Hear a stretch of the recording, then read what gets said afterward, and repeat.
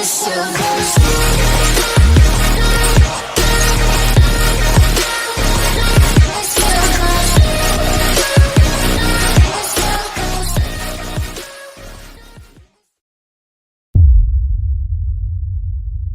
know, Scotty, one of the most shocking and utterly, it's not just shocking, it goes far beyond that. This stunning thing that's taken place. We've seen groups like ISIS that have actually obliterated Christianity in that part of the world, the oldest place in the world for Christianity. And so we've seen that happen over and over, and this is one of those instances where, yes, it looks like they were targeted specifically because of their faith.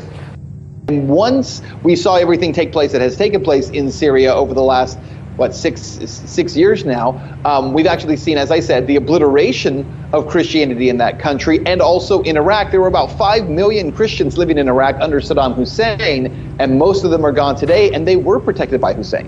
You know, it's interesting that you bring that up, because I don't think a lot of people in America understand exactly in Syria the roles that they play. And it brings up the idea that right now more than 3,000 Christians just last year alone were killed worldwide. And according to a study last year and from Georgetown University Religious Freedom Program, they said that Christianity is the leading community being targeted for their faith. Far-fetched. Here in America, every church, every corner, and possibly twice on most corners in the South, there is a church. So where is the outcry here within the evangelical, the Christian community, the Catholic community for their brothers and sisters around the world? Why aren't they getting involved and getting more involved in this kind of foreign policy to protect those of the same faith? So I really believe that it comes down to a messaging issue. And I think that, you know, your last guest talking about the military-industrial complex, I think the military-industrial complex has done an amazing job of keeping this part of the story silent. I believe it's out of ignorance. They have no idea that what's actually the end result of these conflicts, the end result of regime change in Egypt, in Libya, in Syria, in Iraq, is the extinction of Christianity. You know, in Syria, the Christian movement there is literally the oldest in the world. It is the first place where Christianity, after it left Jerusalem, it went to Antioch, which was in Syria, and it's over 2,000 years old there, and it's almost completely gone. I think if Christians in America realized what was happening, they would take a step back, but the messaging has been so good to silence that information that many of them just... Looking at the fact that Germany, France, and a bunch of other European countries that stood up on the same side of the fence when tyranny was coming down on us. We've got an open border allowing this stuff to come in freely. And what are we doing about that thing in particular, an open border? What are we doing about it? Okay. You're talking about my freedom and everybody's lives who gave here, everybody who put their life down on the line, and you're saying, it's okay, it won't happen to us. It's happening in France and it's happening all over. Sorry, sir, what's happening? The people are saying no, because these two cultures will not mix. Which two cultures are those, sir? Islam and Christianity. No, sorry, okay, hang on. Let's be, sorry. Democracy only works in a country like Canada if people are free to express their fears, their concerns, their opinions, and we get an opportunity to respond to them. So I'm going to ask you all to be respectful of the speaker's question, and thank you for sharing your concerns, sir. I've got one other thing I want to say about it. Okay. Is that they've openly stated that they want to kill us. Okay. And you're letting them in. Okay. Sir, how am I going to go on this one? Canada is a country that was built by immigration. And that is what has created this extraordinary diverse society we have. Now, Canada remains one of the only countries in the world where citizens are, by and large, positively inclined towards immigration, helping them thrive in our communities, helping them contribute to growing this country. And we are a country that you can look around any room and see the diversity that has made us strong. But we know that this has been the story of Canada. People coming to try and build a better future. And there are always reasons to be concerned, reasons to be worried about someone different arriving in your neighborhood. But what Canadians have always known is that it's better for all of us if we're good neighbors.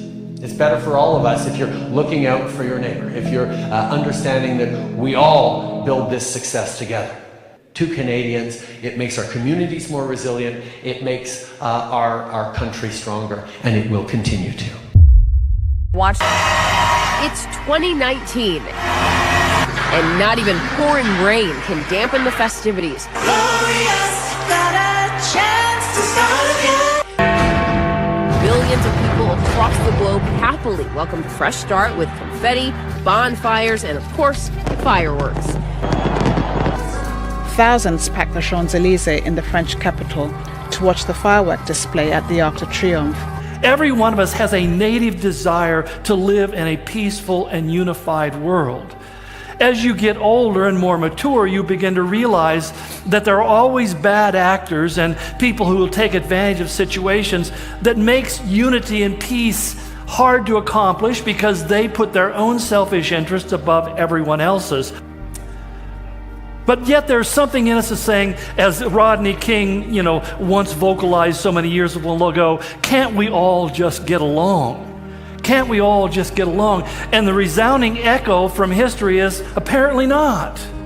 Apparently not. This conflicting thing is always there, and yet there's this yearning for that Edenic utopia, the desire to have a world that's filled with peace and love and brotherhood and goodness and kindness, that somehow we idealize but never quite can actually actualize in our daily lives. This is the answer. This will solve all the problems. We'll move past nationalism. We'll be done with patriotism and all the extremes, as Prime Minister Macron said it creates. This vision of France as a generous nation with a vision which carries universal values has been, in those dark times, exactly the opposite of the selfishness of a people which only looks at its own interests. Because patriotism is the exact opposite of nationalism. Nationalism is its betrayal.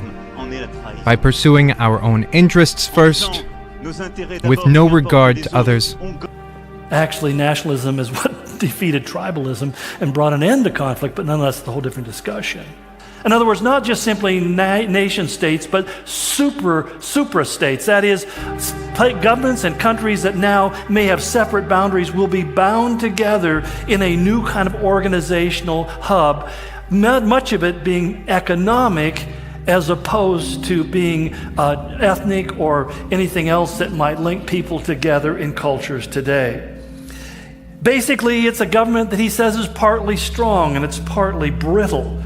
And then he says the people will be a mixture and will not remain united.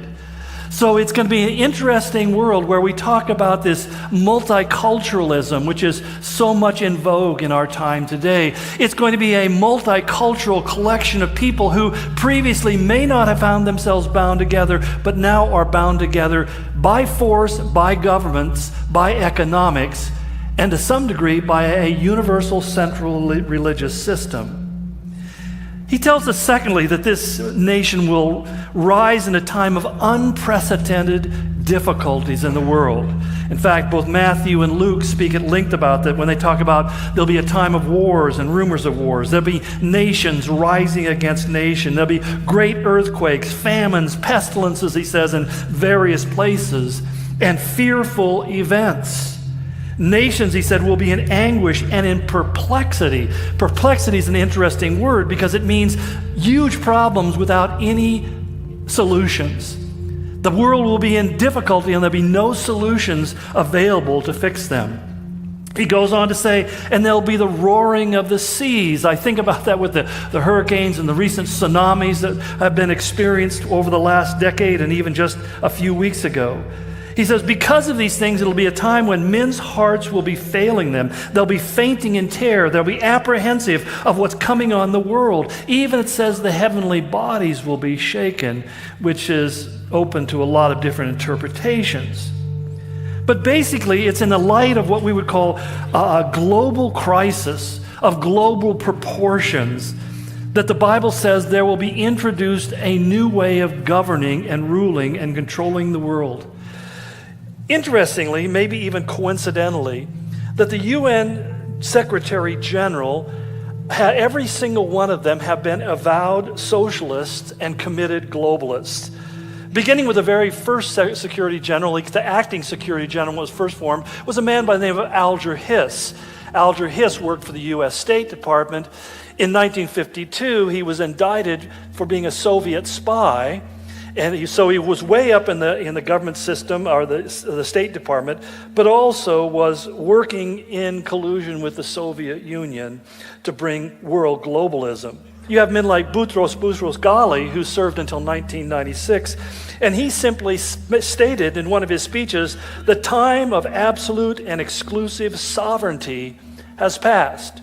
In other words, he's saying the time of nation states like the United States of America, well, that time is past. We've moved past that to a new reality, a new global government. Kofi Annan, who was also well known, made the statement, human rights issues push sovereignty to the edge. The idea of a sovereign nation just needs to be pushed aside because we're in this new reality where human rights trump the rules and regulations of various governments. The current Secretary General, Antonio Guterres, interestingly, was previously the president of the Socialist International, which is an organization of 100 different national socialist organizations. Many of them, of the leaders of Europe today, are part of the Socialist International Party. And their basic statement is this: the ultimate objective of the parties of the Socialist International is nothing less than world government. So we need to begin to start with this baseline to saying there is a strong commitment by those who are in the leadership positions, and many of them not as government officials, but technocrats who work there. They're part of the 40,000 people who work for the United Nations, many of them in New York City, who are committed to really pushing forth an agenda of one world government, of creating a utopia where there's no poverty, there's no hunger, there's no unfairness, there's justice for all, and there's basically an average standard of living that all of us are part of. Now, I have to admit that many of the people who are pushing for this the hardest themselves are some of the wealthiest men on the planet. And many of them were not in that position until they became part of this global enterprise, which is kind of fascinating in itself, because it's just like, basically the Animal Farm, where it said all the animals were equal, but some were more equal than others. And so the very people who are going to be saying to us, we have to have an end of private ownership of property, happen to be some of the largest property owners in the world. Funny how that works. But it's kind of like Al Gore complaining about carbon issues, and he's flying around in private jets and has a fleet of Suburbans. I mean, how does that work out? And in their own minds, they need it, they justify it, because they're the ones who have to fulfill their responsibility. It's interesting because the effects upon us nationally, I think, are pretty significant. Because really, when you look at the ideological divide in America today, it is over nationalism versus globalism. I mean, when you sort through all of the stuff, and all the different protests and things, it always comes down to those who support globalism, which many of them unfortunately happen to be in the Democratic Party, but there's many in the Republican Party as well. And then you have people who believe that our nation should come first.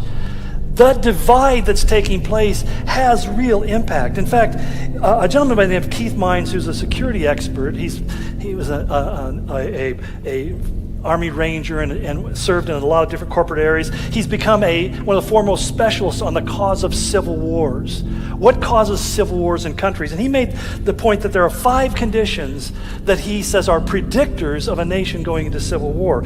Listen to what he said. The first one is entrenched national polarization with no obvious meeting place for resolution. We are divided as a country. We can't even talk to each other now. Wear a MAGA hat in public and see what happens. Unless you're in Rathdrum, you're probably in trouble. Secondly, he said there's an increased divisive press coverage and information flow. So depending on what side you want to support, you can just turn the channel to it. There's one channel that's all day hate Trump, and the other side is pretty much all day we support Trump. There's this division now where the press coverage all depends on who they want to promote. Facts have no longer become objective.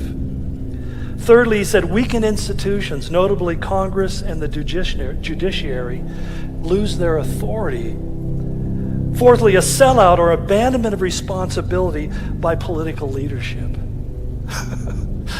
We have a government shutdown right now. It's interesting because the problem is simple, the solutions are obvious. It's a fix is right there, it can be done anymore. But there's an unwillingness of anybody to be identified as being on the wrong side of the issue, and so therefore they pander to us, the constituents. Regardless of your political ilk, the reason Trump got voted is because so many people were sick of this very issue. Right or wrong, they were sick and tired. They wanted to elect somebody who wasn't a politician. And believe me, he's the most unpolitical politician we've ever had in the history of this country. Maybe Andrew Jackson was more so, I don't know. But lastly, and this is the scary part, a legitimization of violence as the in way to either conduct discourse or solve disputes. How chilling it was to me, and I think how many people just blew it off and didn't realize that when Madonna stood up on the Capitol Mall and said, "I have thought an awful lot about blowing up the White House." The tragedy of that is suddenly you're having people who have unreasonable but nonetheless authority and influence on other people's thinkings saying that violence is an acceptable option within our republic. You see, I believe that the bottom line is the U.S. must be weakened to allow for the development of a one-world government. Whether we're dissolved or not, I don't know. And the tragedy is that all great nations, in fact, historically, if you study it, all great nations have fallen not from outside enemies, but from inside corruption. They basically implode, they don't explode. And so we have to realize that we are living a time, most of us recognize that the country we live in today, if you're my age in particular, is not the same place you grew up. It's changed dramatically and not for the better. But I was reminded as I was doing my reading this morning, I was reading in 1 Kings 21 about King Ahab. He was a wicked king. In fact, it said he was the worst of all the kings that ever reigned over the northern kingdom of Israel. But God told him he was going to be judged, and he humbled himself. And the Lord responds and says, because he has humbled himself, I will not bring calamity in his day. When the sun